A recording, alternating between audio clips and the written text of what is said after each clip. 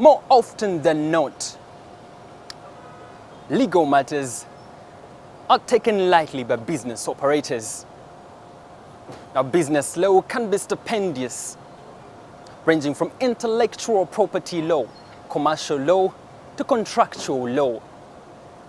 Now, a mere line, referred to as a clause, has a lot of powers to make or break a realm of an organization. This week in Business Perspective, in an effort to demystify business law, we focus on what implications business law has on any business operations. My name is Elijah Tudiagmanawe, and welcome to this week's Business Perspective. Did you know that a line in your paperwork, legally referred to as a clause, can break a realm of an organization or even build one? And Meet the CEO this week, we bring you a journey of legal applications and implications on business operations.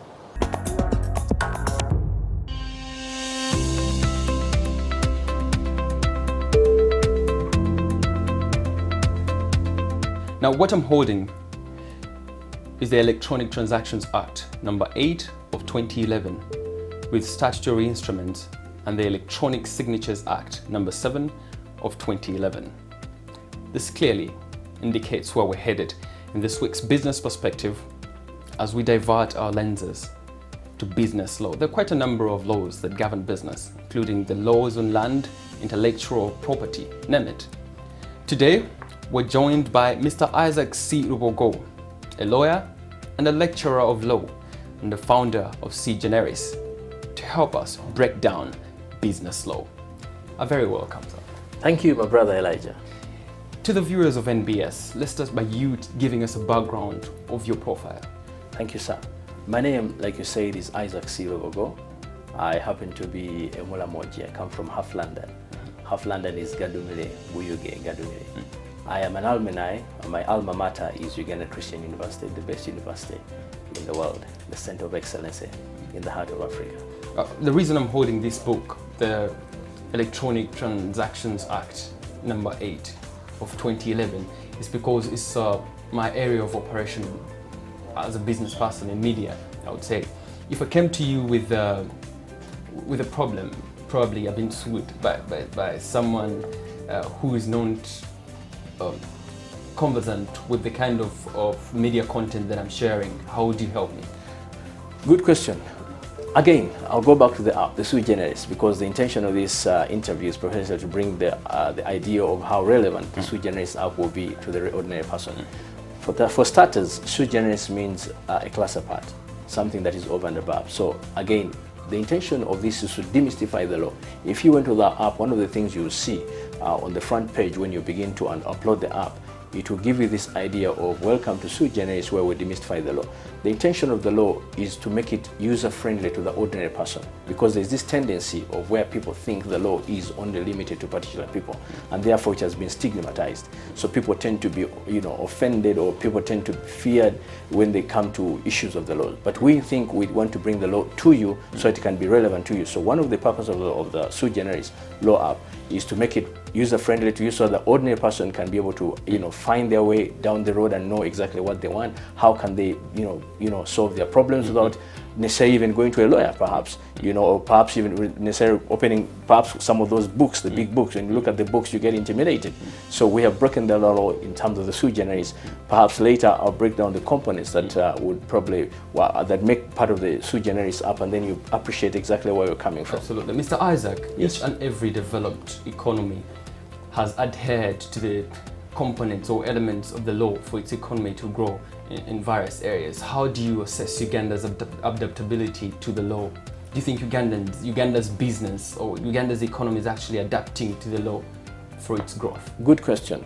And perhaps I'll start by saying that, you see, the biggest problem that we have, in fact, if you see, one of the things that I'm doing at my PhD level, what they call Doctors of Law, is what they call Ubuntu and the law towards a new constitutional dispensation.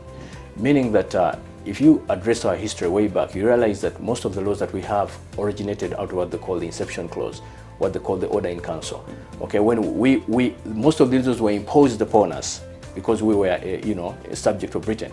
Okay, so most of these laws were like, we did what they did. You go to England, you go to India, you go to Kenya, you go to Tanzania, as long as those countries were under the jurisdiction of the British, dominance, then those, what we call them in pari materia. So most of those laws were in pari materia, and therefore the same. So most of these laws were incepted upon us. We received them.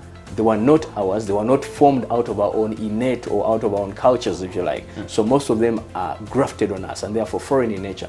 So the question before you and me is that how do we adapt to this foreign law, right? But at the same time be able to use it to serve our purposes. And as I said, again where I'm coming from, my thesis on the doctor's law level, which is called Ubuntu and the Law Towards a New Constitutional Dispensation, where Professor Oloko Onyango and Dr. Kabumba actually helping me to harness that particular concept, is that we need to bring this law back to the people and try to make it applicable to the people. And therefore, we need to have our laws that derive from within ourselves, rather than getting things that is foreign to us.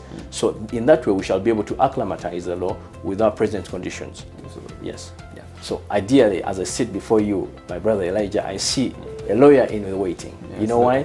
Because I'll quote for you my friend Justice Oliver Wendell Holmes, who said wanting to become a lawyer is divinely inspired. So if you have the inspirations in you, if you have the dream in you, then I can assure you in the right path. What content do you provide? Excellent. Good question. One of the things we do, we have about 19 segments. Think about that, 19 segments. There is no app in the world that has about 19 segments. Go to Harvard Law School, you won't find it. Go to Oxford, you won't find it. Go to Yale Law School, go to the best law schools in the world, you won't find it. You only find it in Uganda, by Ugandans, for Ugandans, for the entire world. What birthed the idea? What inspiration? What birthed the idea is the number one. When I was working in Katende Sempewa, I came, Katende Sempewa is one of the biggest law firms perhaps in Africa. It has enormous volumes of stuff that you deal with. Now, one of the things that really intrigued my mind was that how do I get this piece of information and put it in one center where I can access it at any time, and also my friends and colleagues can access it at any time. So at that time, I birthed what they call Lubes Online. Lubes is a short of Lubogo. So I said, let's call it Lubes Online. And then after that, I abandoned it because I went into the academia, because I want to study. Okay, and then eventually when I came back into the academia, I'm like, oh, wait a minute, there's this other idea that I had developed some time ago. So here, I come across a young man at Uganda Christian University called Christopher Famulka, who is actually a law student, my student, incredible young man, gifted. I call him the Bill Gates of Africa, who came down and sat down with me and said, well, I'll do the coding for you, and then we can come back with something, and then we can be able to, give it as a gift to the world. So you asked me the question, what are the components of the Suigeneris? Component number one is what they call the law school. The law school basically entails all the 4 years in law school. First year in law school, second year in law school, third year in law school, fourth year in law school. All that content. All that content. First semester, second semester, you have everything you ever need in terms of all the questions you ever need in terms of that. Number two, we've got what we call pre-entry. Now, pre-entry is unique because it came in at a time where most universities or most institutions in Uganda are actually encouraging people to do what they call a pre-entry. You go to Makerere, you have to do what they call a pre-entry. You go to Uganda Christian University, you do what they call a pre-entry. So we said, okay, how do we help students? Because the majority of them were failing. So we came up with another slot called pre-entry, where we adapted what they call aptitude tests. So they help you to appreciate and acquaintance yourself with some of these questions and prepare you in terms of excelling these academics. And then we've got the third one called the LDC slot. The LDC slot is another unique one because you know of so many issues that happen at LDC. Now this is also geared in terms of having all those different major components, the major subjects that are done at LDC. It's not a substitute for you not to go to court school. It's actually, and it equips you to adapt more efficiently in a law school.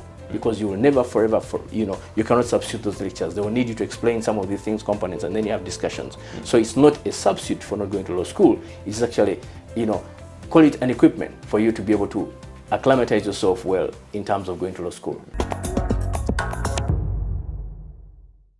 Conversant or non-conversant with legal matters that are applicable in business. I hope you learned something from Meet the CEO this week. We go for a short break and we come back with more.